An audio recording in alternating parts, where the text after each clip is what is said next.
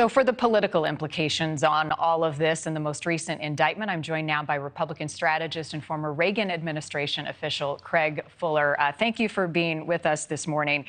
So let me just get your reaction, take your temperature on the indictment finally coming down, understanding more clearly the 4 charges against the former president.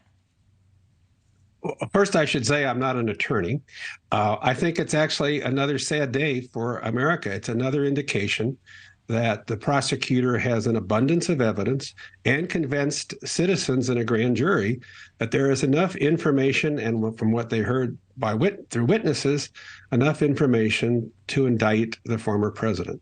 And it suggests, although each of the individual issues that have been raised might be questioned individually, collectively, it shows a pattern of activity totally designed to disrupt the decision of the voters in the 2020 election.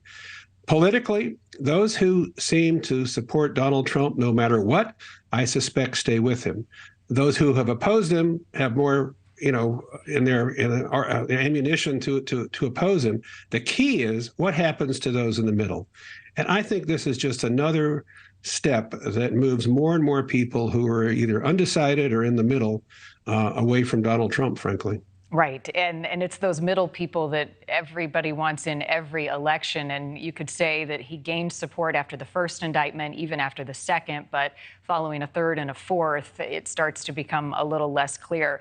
In a historical context, Craig, how do these charges impact the American political system? How people feel right now about politics, about government?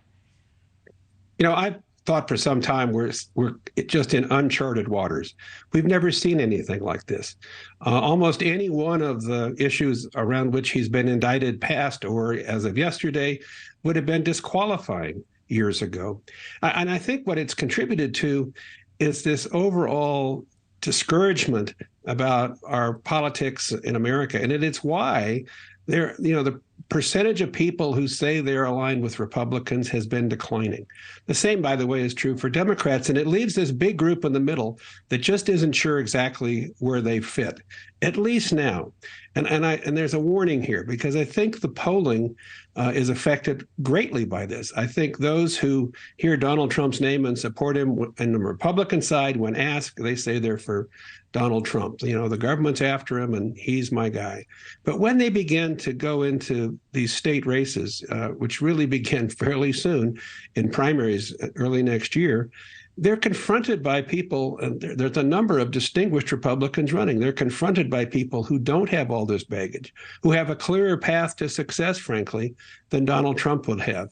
So I think we're going to see movement. But right now, this is really a damper, a serious damper on Republicans in particular, but on the overall political process generally. And it seems as though the candidates in the GOP who are wanting to run against Trump for the nomination aren't quite sure how to respond to the unprecedented nature of this, right? They don't want to get it wrong, right? They don't want to support him, but they also don't want to go against him and disenfranchise the people that may support them. I mean, is there anybody who's gotten it right so far? And I think you could talk about Mike Pence, because he's specifically named in the indictment. He could even be called to testify.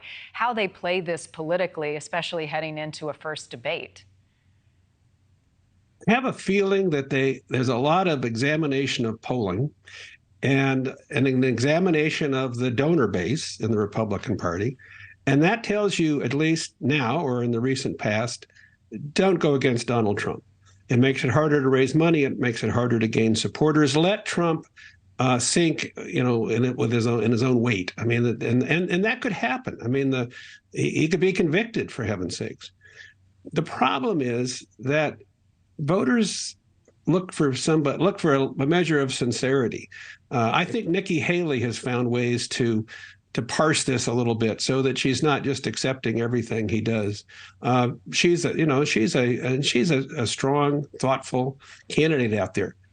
Low in the polls, to be sure, but I think candidates will begin to be somewhat more willing to raise doubts about Trump as this builds. But to be sure, it's an uphill road, and it's why a lot of candidates Take somebody like Governor Larry Hogan here in my state of Maryland. It's the reason they didn't get in, because they didn't see a path forward. Larry Hogan may see one now, by the way. I'm not sure it's the best path for him or the country. Well, yeah, you know better than most. Politics can get pretty messy. It can get pretty complicated. And we are in some uncharted waters here with all of this. I appreciate your time. I enjoyed talking to you, Craig. My pleasure. Thank you.